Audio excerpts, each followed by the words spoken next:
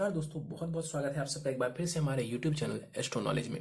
दोस्तों, आज की इस वीडियो में हम 27 वर्ष युवक की कुंडली का विश्लेषण करने जा रहे हैं और जिनकी बर्थ डिटेल्स हमारे समक्ष है। उनका जो जन्म हुआ है वो हुआ है 4 दिसंबर 1993 को। जन्म का समय है शाम के 7:03 और जन्म का स्थान है छत्तीसगढ़। प्रश्नों की बात की जाए तो विवाह को लेकर के जानना चाहते हैं कि विवाह में विलंब की स्थिति क्यों बनी हुई है। बिजनेस में कहते हैं कि स्टेबिलिटी नहीं है, तो वो स्टेबिलिटी कैसे लाई जाए। धन की स्थिति को लेकर के प्रश्न पूछा गया है। फ्यूचर को लेकर के यानी कि भविष्य को लेकर के और स्वास्थ्य को लेकर के भी प्रश्न पूछा गया है। इनके प्रश्नों को विस्तार पूर्वक हम आखिर में लेंगे, लेकिन सबसे पहले इनकी लग्न कुंडली को देख लेते हैं जो कि हमारे समक्ष है। इनकी लग्न कुंडली प्रारंभ हो जाती है 3 नंबर से। 3 नंबर यानी कि मिथुन लग्न की कुंडली बन जाती है और चंद्रमा देव कर्क राशि में जाकर के विराजमान है। यानी इस जातक की कुंडली मिथुन लग्न एवं कर्क राशि की बनती है। लग्नेश बनते हैं बुध, जो कि जाकर के कुंडली के 6ठे भाव में बैठे हुए, जो कि रोग ऋण शत्रु का होता है। तो लग्नेश का जाकर के 6ठे 8वें अथवा 12वें भाव में बैठना यानी कि त्रिक भाव में बैठना बढ़िया नहीं माना जाता है। ये जीवन में थोड़े संघर्षों को दर्शाते हैं। लग्न का मान 13 डिग्री है, यानी लग्न के पास जो बलाबल है वो बढ़िया माना जाएगा। मिथुन लग्न के जातकों के स्वभाव की बात की जाए तो ऐसे लोग जो है इंटेलिजेंट होते हैं और इंटेलिजेंस के माध्यम से जीवन में लाभ अर्जित करते हैं। कम्युनिकेशन आमतौर पर ऐसे लोगों का बढ़िया होता है और कम्युनिकेशन के ही माध्यम से ऐसे लोग जो है जीवन में लाभ अर्जित करने वाले होते हैं। यहां पर देखा जाए कि करके ग्रहों को, तो चंद्रमा द्वितीय भाव में 21 डिग्री के साथ बैठे हुए हैं और यहां पर कुमार अवस्था का चंद्रमा है। स्वग्रही होकर के यहाँ पर चंद्रमा देव बैठे हुए हैं, तो ये धन के मामले के लिए बढ़िया है, वाणी के मामले के लिए बढ़िया है। लेकिन ध्यान से इस चंद्रमा को देखा जाए तो यहाँ पर ये केमद्रम दोष में भी है। केमद्रम दोष में क्यों है? क्योंकि ये चंद्रमा अकेले बैठे हैं और आगे पीछे भी कोई ग्रह नहीं है। इस वजह से जो जातक का मन है वो थोड़ा अशांत रह सकता है। लेकिन फिर भी मेरा मानना है कि यहाँ पर चंद्रमा स्वग्रही बैठे हुए हैं तो परिवार वालों का सपोर्ट और दूसरा धन संबंधित जो लाभ है वो देखने को मिलेगा।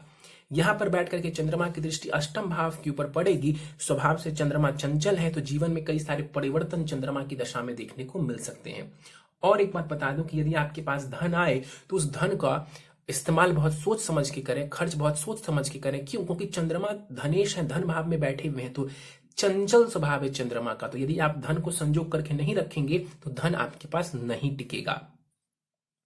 गुरु को देख लेते हैं। 11 डिग्री के साथ गुरु यहां पर बैठे हुए हैं कुंडली के पंचम भाव में। कुमार अवस्था का ये गुरु है। इस कुंडली में गुरु को समझे तो वो सप्तमेश एवं कर्मेश है। कारक तो नहीं है इस कुंडली में गुरु, लेकिन फिर भी उसकी इंपॉर्टेंस मानी जाएगी इस कुंडली में, क्योंकि वो सप्तमेश है यानी कि आपकी पत्नी भाव के स्वामी ग्रह है, विवाह भाव के स्वामी ग्रह है, व्यापार भाव के स्वामी ग्रह है और सबसे इंपॉर्टेंट वो कर्म स्थान के स्वामी बनते हैं, दसम भाव के वो स्वामी बनते हैं। जाकर के गुरु केंद्र त्रिकोण राजयोग बना करके शिक्षा संतान के भाव में बैठा हुआ है, तो गुरु की स्थिति बढ़िया है। यहाँ पर गुरु का बैठा होना बढ़िया माना जाएगा। ज्ञान के लिए भी यहाँ पर गुरु का बैठना बढ़िया है। शिक्षा संतान के लिए भी स्थिति यहाँ पर गुरु की बढ़िया मानी जाएगी। प्रेम विवाह वगैरह करना चाहते हैं, गुरु यहाँ पर आपको सपोर्ट करने वाले होंगे। गुरु यहाँ पर तात्कालिक मैत्री में है शुक्र के साथ, इसलिए स्थिति और भी बढ़िया मानी जाएगी। यहां पर बैठ करके गुरु आपके भाग्य भाव को देखेंगे तो ये भाग्य में वृद्धि करवाने वाले होंगे। लाभ स्थान के ऊपर जो गुरु की दृष्टि पड़ेगी तो धन के लाभ के लिए ये भी बढ़िया है। और लग्न के ऊपर गुरु की दृष्टि का पड़ना ये आपके ज्ञान के लिए, जीवन में मान सम्मान के लिए, आपके व्यक्तित्व के लिए बढ़िया माना जाएगा। आगे बढ़ जाते हैं, कुंडली के 6ठे भाव को देखते हैं। देखिए, एक एक करके ग्रहों को देखने से पहले आप ध्यान से देखिए अपने कुंडली के 6ठे भाव को। यहाँ पर 5 ग्रह एक साथ युति बना करके बैठे हुए हैं।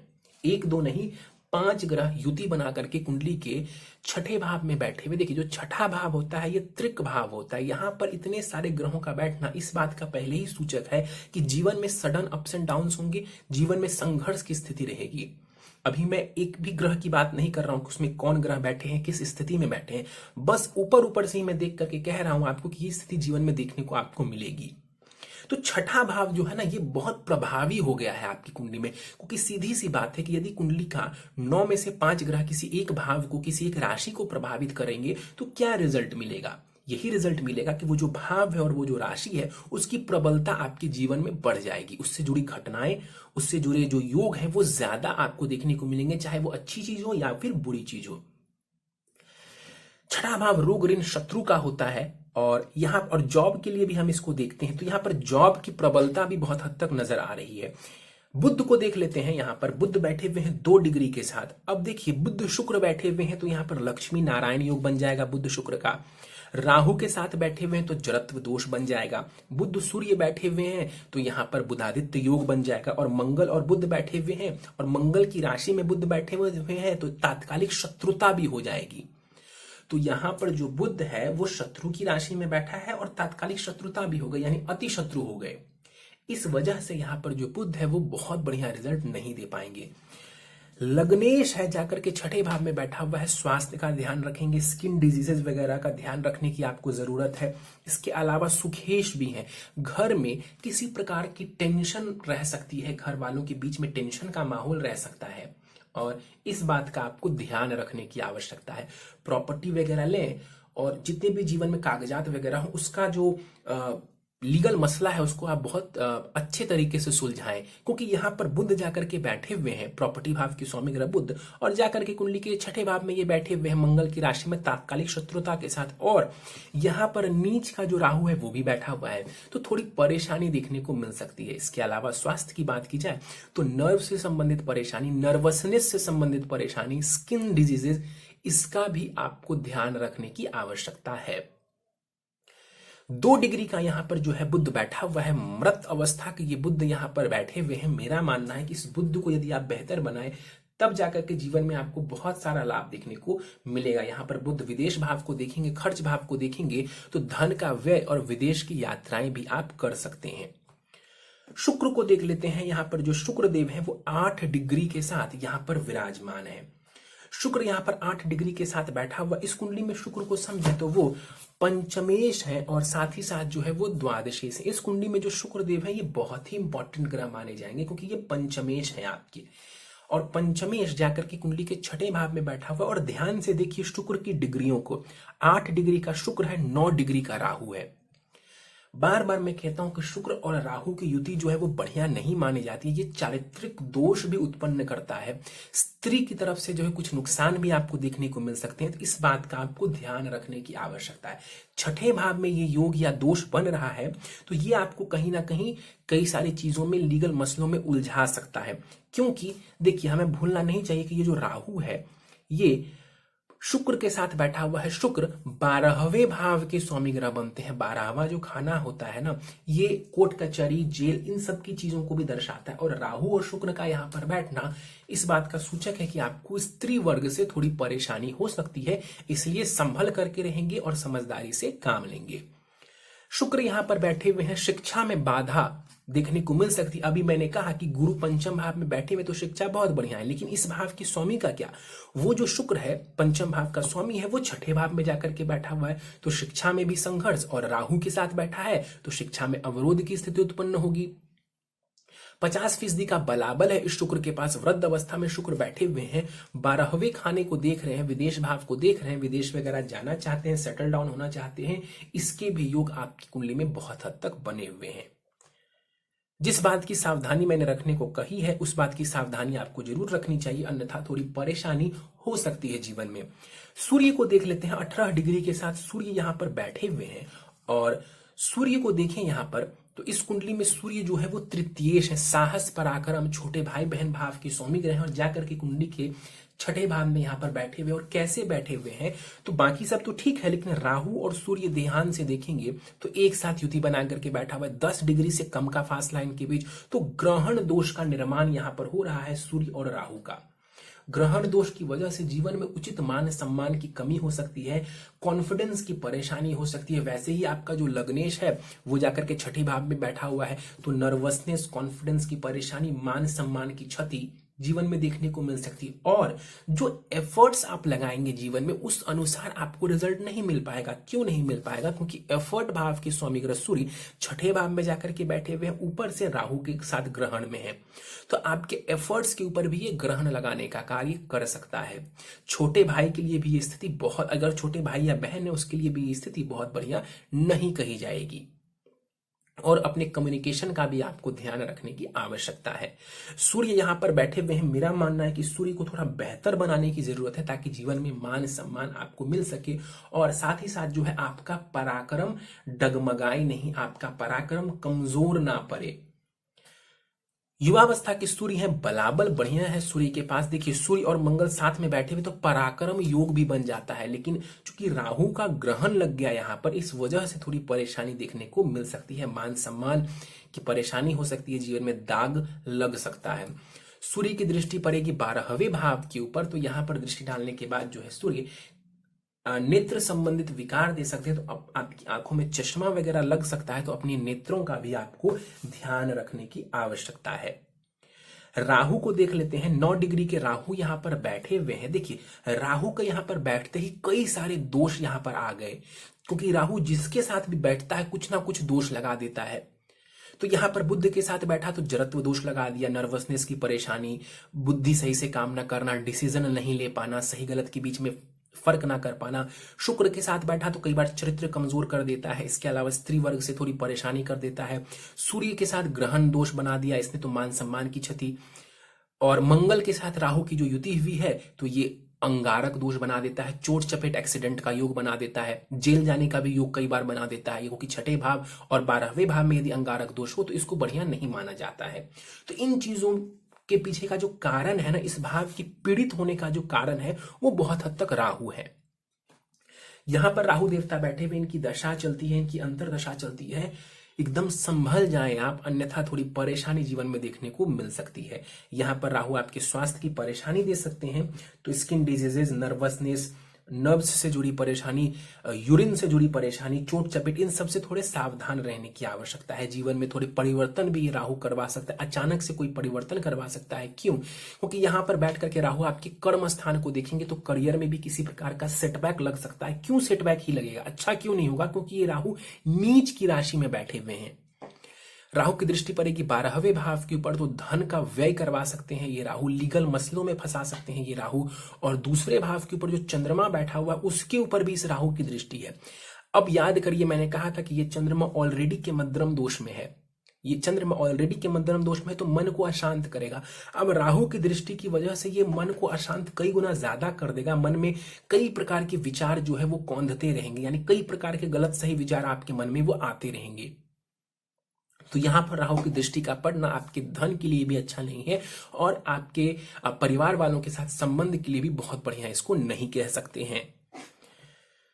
मंगल की बात कर लेते हैं। 24 डिग्री के साथ यहाँ पर मंगल देवता बैठे हुए हैं। वैसे तो यहाँ पर मंगल स्वग्र ही बैठा हुआ है, लेकिन मंगल देवता यहाँ पर अस्त के हैं। बाल अवस्था का मंगल है और ये अस्त का भी है। चूंकि मंगल अस्त के हो गए, इस वजह से मंगल का जो प्रभाव है वो थोड़ा कमजोर पड़ जाएगा इस कुंडली में। हालांकि मंगल कोई कारक ग्रह नहीं बनते हैं, तो मंगल का अस्त का होना कोई बहुत खराब नहीं माना जाएगा। लेकिन हाँ, मंगल जिस चीज का कारक ग्रह है, किस चीज का कारक है, तो वो पराक्रम का कारक है।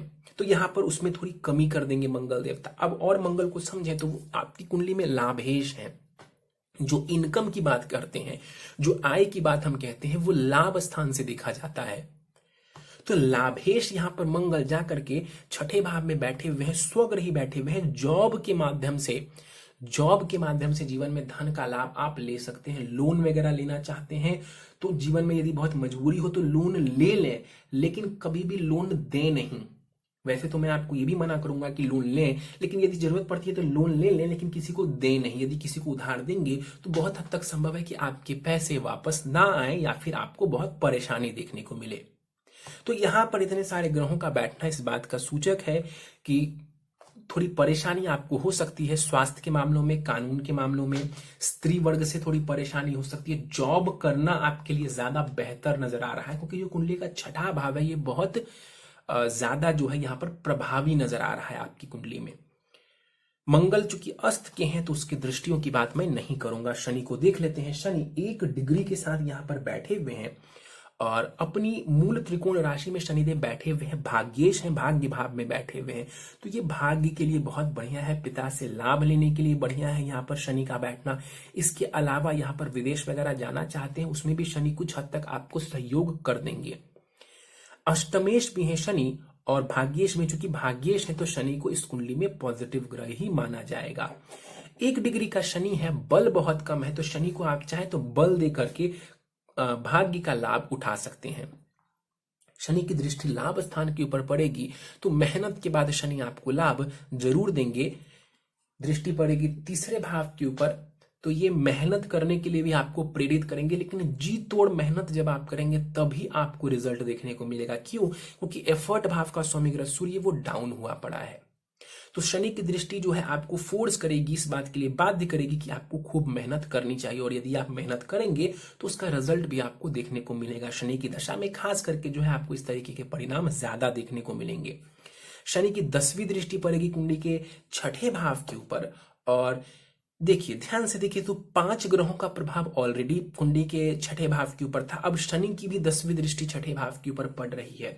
तो जो कुंडली का छठा भाव है ना, वो बहुत ज्यादा प्रभावी आपकी कुंडली में नजर आ रहा है। शनि की दृष्टि पड़ने की वजह से जो है आपको कुछ लाभ देखने को मिलेगा। किस प्रकार का लाभ? तो काफी हद तक शनि आपको मुसीबतों से बचाने वाले होंगे, बीमारियों से बचाने वाले होंगे। लेकिन हाँ, सूर्य के ऊपर जो शनि की दृष्टि पड़ रही है, ये पिता के लिए बढ़िया नहीं है, आपके कॉन्फिडेंस के लिए इसको बहुत अच्छा नहीं कहा जा सकता है। आगे बढ़ जाते हैं, केतु को देखते हैं। 9 डिग्री के साथ केतु कुंडली के 12वें खाने में बैठे हुए हैं। 50% का बलाबल है इस केतु के पास। वृद्ध अवस्था में ये केतु बैठे हुए हैं यहाँ पर, और नीच के हैं ये केतु। लीगल मसलों से सावधान रहें, खर्च जो है वो सोच समझ करके आप करें। और दूसरा, 12वें खाने में यदि केतु बैठ जाए तो ये अध्यात्म के प्रति व्यक्ति को लेकर के जाता है, लेकिन हमें ये नहीं भूलना चाहिए कि यहाँ पर केतु नीच की राशि में है, तो अध्यात्म में सफलता तो दूर की बात है, यहाँ पर परेशानियां, मन से जुड़ी हुई थोड़ी परेशानियां दे सकते हैं। मन में कई प्रकार की फिजूल चीजें आपकी आ सकती हैं, क्योंकि राहु की दृष्टि भी पड़ रही है यहाँ पर। तो इससे बचने की कोशिश करें, इंगेज्ड रहें, खुद को इंगेज करें किसी ना किसी कार्य में। खुद को यदि आप इंगेज्ड रखेंगे तो मन में जो 1000 चीजें चलती हैं उसमें कमी आएगी। तो खुद को इंगेज करने की कोशिश करें। प्रैक्टिकल सॉल्यूशन मैं आपको दे रहा हूं कि जो भी कार्य आप करते हैं या जो भी आपका कोई पैशन भी हो तो उसको करें।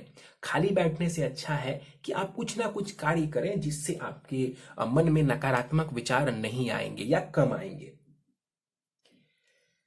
दशाओं की बात कर लेते हैं। शुक्र की महादशा आपको जो है वो चल रही है। शुक्र की महादशा 10 अप्रैल 2031 तक रहने वाली है, और शुक्र की दशा में राहु की अंतर्दशा 10 जून 2021 तक चल रही है, मतलब रहने वाली है। शुक्र में राहु, ये समय ठीक नहीं है, बहुत ज्यादा इसको ठीक नहीं कहा जा सकता है। शुक्र और राहु जो है यहाँ पर छठे भाव में बैठे हुए, स्त्री वर्ग से थोड़ा संभल करके रहेंगे, अपने चरित्र का थोड़ा ध्यान रखेंगे। मैं बार बार आपको इस तरफ इशारा इसलिए कर रहा हूं क्योंकि यहाँ पर थोड़ी परेशानी नजर आ रही है। हो सकता है कि ऐसा कुछ नहीं हो आपकी लाइफ में, अच्छी बात है अगर नहीं है, लेकिन यहां पर जो एक इंडिकेशन मिल रहा है परेशानी होने का, परेशानी आने का, तो बेहतर है कि आप संभल जाएं। और जून तक थोड़ा समझदारी से चलेंगे, और उसके बाद जो है गुरु की आपको अंतर्दशा आएगी जून 10 जून को इसी साल। तो वहां से आपके करियर में भी आपको ग्रोथ देखने को मिलेगा, और जीवन में जो है वो और भी ज्यादा आप तरक्की कर पाएंगे। प्रश्नों को ले लेते हैं, आपके सभी प्रश्नों को एक एक करके ले लेते हैं। विवाह में विलंब देखने को मिल रहा है। देखिए अभी आप सिर्फ 27 वर्ष के हैं, तो कोई बहुत ज्यादा विलंब की स्थिति तो मेरे हिसाब से नहीं हुई है। और अगर आप विवाह करना चाह रहे हैं तो 2021 और 2022 ये दोनों ही वर्ष जो है आपके विवाह के लिए उत्तम है। आपका विवाह हो जाएगा इन्हीं दोनों वर्षों में, यानी इस वर्ष या अगले वर्ष, दोनों ही वर्षों में आपके विवाह का योग बना हुआ है। मैंने नवमांश कुंडली को भी चेक किया है, दशाओं को चेक किया है, गोचर को चेक किया है। उसके अनुसार मैं आपको कह सकता हूं आप प्रयासरत रहिए, इसी वर्ष नहीं तो अगले वर्ष जो है आपका विवाह हो जाएगा। अगला प्रश्न आपने पूछा है, बिजनेस में स्टेबिलिटी को कैसे लाएं।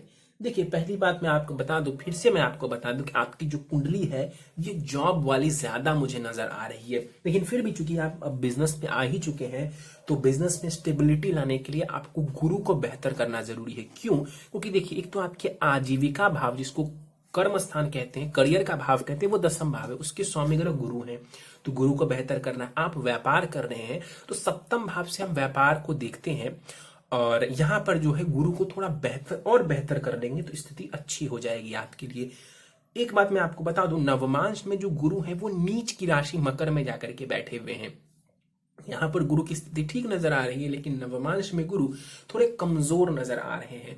तो गुरु को थोड़ा बेहतर कर लेंगे तो मुझे ऐसी उम्मीद है कि इसी वर्ष से जो है मिडिल से जो है आपको लाभ देखने को मिल जाएगा। यानी जून से जो गुरु की दशा प्रारंभ होने वाली अंतरदशा, वहीं से आपको करियर में ग्रोथ देखने को मिलेगा। धन की स्थिति को लेकर के आपने प्रश्न पूछा है। जो आपका आय का भाव है ना, उसके स्वामी ग्रह मंगल बनते हैं, वो छठे भाव में जाकर के राहु के साथ बैठे हुए हैं। मंगल को थोड़ा बढ़िया करिए। मंगल को थोड़ा बेहतर करेंगे तो आज आय का जो भाव है वो पॉजिटिव होगा, उसका प्रभाव बढ़ेगा और जो आपको धन आने वाला है उसकी स्थिति बेहतर होगी। दूसरा ये भी मैं आपको कहना चाहूंगा कि अपने धन का फिजूल खर्च बिल्कुल भी मत करें, बिल्कुल भी मत करें। यदि आपको आदत है तो अभी से सुधार लें इस आदत को। जो धन आए उसको संजोग करके रखने की कोशिश करेंगे। छठे भाव में मंगल आकर के बैठा हुआ है, मेहनत और एफर्ट्स के ही माध्यम से जीवन में आपको धन आएगा, तो मेहनत करना कभी भी नहीं छोड़ेंगे। फ्यूचर को लेकर के आप जानना चाहते हैं, देखिए राहु की अंतर्दशा जब तक चल रही है तब तक मैं यही सुझाव दूंगा कि फिलहाल संभल करके रहिए। उसके बाद गुरु की जो महादशा है, फिर शनि की माफ करिए, गुरु की अंतर्दशा है, फिर शनि की अंतर्दशा है, तो वहां से मुझे कोई खास परेशानी नजर नहीं आ रही है। लेकिन जो मिड 21 तक का समय है, जून 2021 तक का समय है, ये थोड़ा आपके लिए बढ़िया नहीं कहा जा सकता है। तो इस दौरान जो है आप संभल करके रहेंगे और इस समय से कोई बहुत ज्यादा उम्मीद भी आपको नहीं लगाना चाहिए। मैं आपको बिल्कुल प्रैक्टिकल और रियलिस्टिक बात कह रहा हूं। अभी जो समय है इसमें बस बच करके निकल लें, यही बेहतर है आपके लिए। स्वास्थ्य को लेकर के आपने पूछा है, मैंने बताया आपको कि स्किन जो त्वचा रोग है उसकी परेशानी हो सकती है, नर्व्स की परेशानी हो सकती है, नसों से जुड़ी हुई। यूरिन का थोड़ा ध्यान रखेंगे, यूरिन संबंधित परेशानी और चोट चपेट के भी योग बने, नेत्र विकार भी हो सकता है, इसका भी आपको ध्यान रखने की आवश्यकता है। और नवमांश पर जाने से पहले एक बात आपको और बता दूं मैं आपकी कुंडली के बारे में कि जो शनि का बल है आपकी कुंडली में वो बहुत बढ़िया मुझे नजर आ रहा है और सबसे जो कमजोर ग्रह है वो है आपका सूर्य।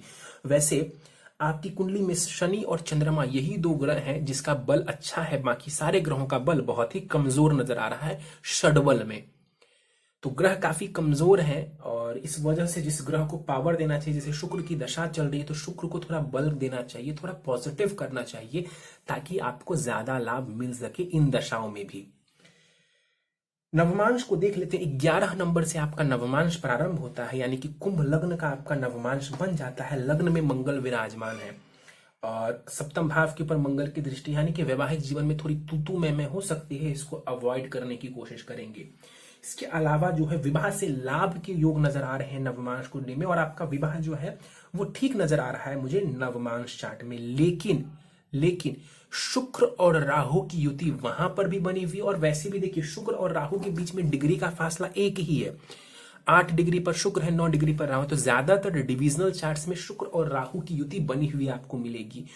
तो जो स्त्रियां हैं उससे संभल करके रहने की जरूरत है, जो पर स्त्री जिसको कहते हैं उनसे संभल करके रहने की जरूरत है। यदि आप ऐसा नहीं करेंगे, अपने आदतों का ध्यान नहीं रखेंगे, आप नहीं संभल करके चलेंगे, तो आपके वैवाहिक जीवन में भी परेशानी आ सकती है। इसके योग नवमांश कुंडली में भी बने हुए। आप नवमांश कुंडली के अष्टम खाने को देख लें, वहां पर शुक्र नीच की राशि में राहु के साथ बैठा हुआ है। एक तो शुक्र नीच का है, ऊपर से राहु के साथ है, तो ये चरित्र दोष की तरफ इशारा कर रहे हैं या फिर स्त्री की तरफ से परेशानियों की ओर इशारा ये कर रहे हैं। कुंडली मिलान करके विवाह करेंगे, सामने वाले को जान लेंगे, उसके बाद विवाह करेंगे। ऐसा यदि आप करते हैं तो मुझे उम्मीद है कि आपको लाभ देखने को मिलेगा। बाकी ग्रहों की स्थिति बढ़िया है। शनि वहां पर उच्च के हो रहे हैं, भाग्य भाव में वो उच्च के बैठे हुए हैं, लग्नेश भी है शनि, तो मुझे उम्मीद है कि आगे आने वाले समय में आपको इसका लाभ भी देखने को मिलेगा। और शनि की जब अंतर्दशा आएगी तो मुझे ऐसा लगता है कि वहां से आपकी जो लाइफ है वो काफी बेहतर हो जाएगी। उपाय के ऊपर चलते हैं, कुछ उपाय मैं आपको दे रहा हूं। देखिए वैसे तो मेरा मानना है कि आपके विवाह में कोई विलंब नहीं हुआ है और समय पर ही आपका विवाह हो जाएगा, लेकिन फिर भी यदि आप और शीघ्रता चाहते हैं किसी कारणवश, तो शीघ्र विवाह के लिए आप शनिवार का विधि विधान से व्रत कर सकते हैं, व्रत रख सकते हैं और इसको करने से भी आपको लाभ देखने को मिल जाएगा। नित्य ओम शुम शुक्राय नमः इस मंत्र का एक माला जाप कम से कम आपको करना चाहिए हर शुक्रवार। मां लक्ष्मी को प्रसाद चढ़ाएंगे मंदिर जाकर के। अमेथिस्ट नाम का एक जो है वो रत्न आता है, अमेथिस्ट। नीलम भी वैसे आप धारण कर सकते हैं, लेकिन अमेथिस्ट धारण करना मेरे हिसाब से ज्यादा उत्तम रहेगा आपके लिए। 9.25 रत्ती का अमेथिस्ट आप इसको चांदी में जड़वा करके धारण कर सकते हैं दाहिने हाथ की मध्यमा उंगली में शनिवार की संध्या काल को। नित्य ओम ब्रीम बृहस्पतये नमः इस मंत्र का एक माला जाप करेंगे। हर गुरुवार मंदिर जाएंगे और पीले प्रसाद चढ़ाएंगे भगवान को। बेसन के लड्डू चढ़ा सकते हैं, केला चढ़ा सकते हैं, कुछ भी आप इस तरीके से गुरुवार के दिन जो है भगवान को जाकर के ईश्वर को, देवताओं को भोग लगाएंगे। नित्य भगवान सूर्य को अर्घ देंगे और वहीं पर खड़े होकर के गायत्री मंत्र का 27 बार जो है आप पाठ करेंगे। इससे आपका कॉन्फिडेंस भी बढ़ेगा और जो ग्रहण दोष का प्रभाव है ये कम होता जाएगा आपके जीवन से।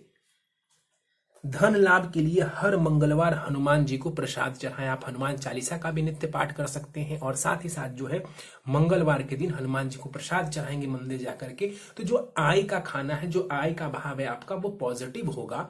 और अंगारक दोष भी आपकी कुंडली में मंगल राहु का बना हुआ है, तो ये जो चोट चपेट का योग है, लीगल मसले जो है उनसे आपको छुटकारा मिल जाएगा। तो ये कुछ उपाय हैं आपके लिए, इन उपायों को आप करेंगे तो मुझे पूरी उम्मीद है कि आपको लाभ देखने को मिल जाएगा। अभी जो समय है जुलाई से बढ़िया समय आ रहा है, बल्कि मिड जून 2021 से ही बढ़िया समय आ रहा है, तो इसका सदुपयोग करने की कोशिश करें और इन उपायों को करेंगे तो लाभ ज्यादा देखने को मिलेगा। चलिए तो दोस्तों, ये था 27 वर्ष युवक की कुंडली का विश्लेषण। मुझे उम्मीद है कि आपको हमारा ये कुंडली विश्लेषण का कार्यक्रम पसंद आया होगा। यदि कार्यक्रम पसंद आया तो आप इसे लाइक करें, शेयर करें। अभी तक आपने हमारा YouTube channel astro knowledge subscribe नहीं किया है तो आप प्लीज इसे सब्सक्राइब कर दें और बेल आइकन को दबाना ना भूलें।